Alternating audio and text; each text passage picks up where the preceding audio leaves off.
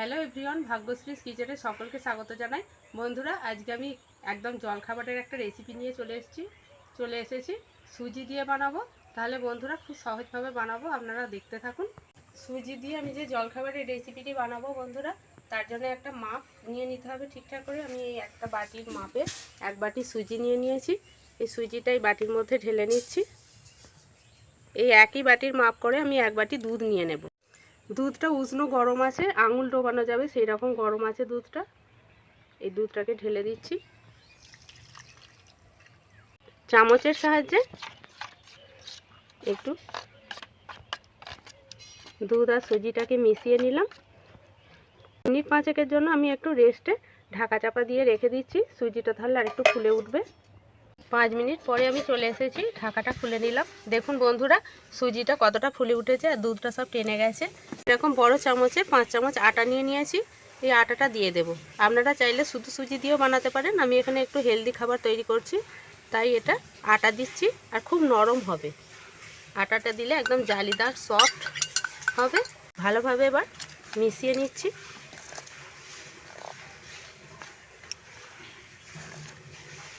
এর মধ্যে আমি আর একটু উষ্ণ গরম দুধ দিয়ে দেব। বন্ধুরা, দুধটা কিন্তু একেবারে দেওয়া যাবে না, অল্প অল্প করে দিতে হবে। এটাও কিন্তু উষ্ণ গরম দুধই নিয়েছি। অল্প অল্প করে দিতে থাকছি আর নাড়তে থাকছি।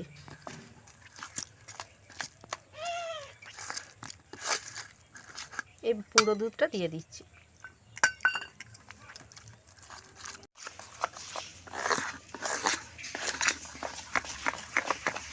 পরিমাণ মতো আমি কিছু মশলা দিয়ে দেব। পরিমাণ মতো আমি লবণ নিয়ে নিয়েছি।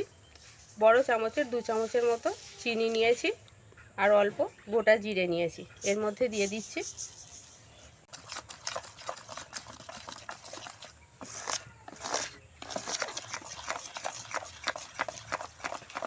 রেখে দিচ্ছি। এবার উনুনটাকে ধরিয়ে নেব। উনুনটাকে ধরিয়ে নিয়েছি। আমি কড়াটাকে বসিয়ে দিচ্ছি। কিছুটা জল দিয়ে দিচ্ছি। ঢাকা চাপাটা খুলে নিলাম। এর মধ্যে আমি খাবার সোডা দিয়ে দিচ্ছি, যেটাকে বেকিং সোডা বলে। এই হেলদি খাবারটা বাচ্চারাও খেতে খুব পছন্দ করবে। এইভাবে যদি একটু বানিয়ে দেওয়া যায়। বেকিং সোডা যখনই মাখিয়ে নেওয়া হয়ে যাবে, এরপরেই কিন্তু রান্না করে নিতে হবে, আর কিন্তু রেখে দেওয়ার দরকার নেই। এই থালার মধ্যে আমি কিছুটা ঘি নিয়ে নিচ্ছি। ঘি দিয়ে মাখিয়ে দিচ্ছি থালাটাকে। আপনারা চাইলে তেলও গুলিয়ে দিতে পারেন। এইবারে আমি ব্যাটারটিকে ঢেলে দিচ্ছি।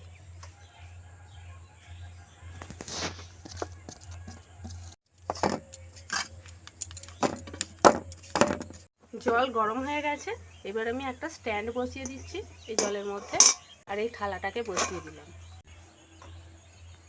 ঢাকা দিয়ে এটাকে আমি 15 মিনিটের জন্য রান্না করে নেব। মিনিট 5 সময়ের জন্য বেক হয়ে যাওয়ার পরে আমি এই ঢাকাটাকে খুলে নিচ্ছি। আর উপর থেকে একটু লঙ্কার গুঁড়ো দিয়ে দিচ্ছি। উপর থেকে একটু ঝাল ঝাল হলে খেতে ভালো হবে। এবার আমি ঢাকা দিয়ে আরও 10 মিনিটের জন্য রান্না করে নিচ্ছি। 15 মিনিটের জায়গায় 20 মিনিট সময় লেগেছে এই রান্নাটি হতে। এবার আমি ঢাকাটাকে খুলে নিচ্ছি।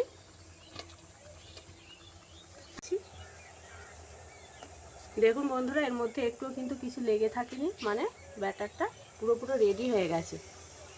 এবারে আমি থালাটাকে নামিয়ে নিচ্ছি। আমি এই ধারগুলোকে এবার কেটে নিচ্ছি। ধারগুলোকে আমি এই ছুরির সাহায্যে ছাড়িয়ে নিলাম। এই যে একটা কাঁসারের থালা নিয়েছি, এই থালাতে এবার এইভাবে উপর করে দেব। দিয়ে এইভাবে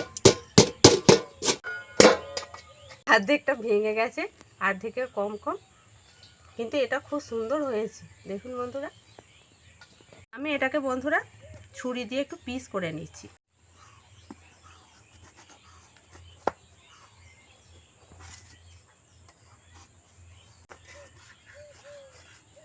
দেখুন বন্ধুরা, কত সুন্দরভাবে উঠে গেল। খুব সুন্দর হয়েছে, একদম বেশ সুন্দর হয়ে যাবে। এখনও কিন্তু এটার কাজ মেটেনি। এর পিস করে নেওয়ার পরে আমি একটা চাটু বসিয়ে দিচ্ছি উনুনের মধ্যে। গরম করে নেব চাটুটাকে খুব ভালো করে গরম করে নেওয়ার পরে আমি এখানে আমুলের বাটার নিয়ে নিয়েছি। এই বাটারটাকে এই চাটুর গায়ে বুলিয়ে দেব।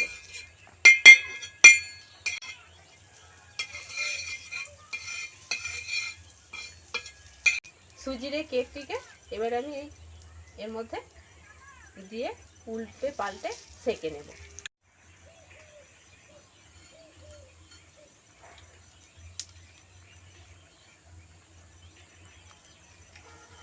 আমি উপর থেকে একটু বাটার দিয়ে দিচ্ছি।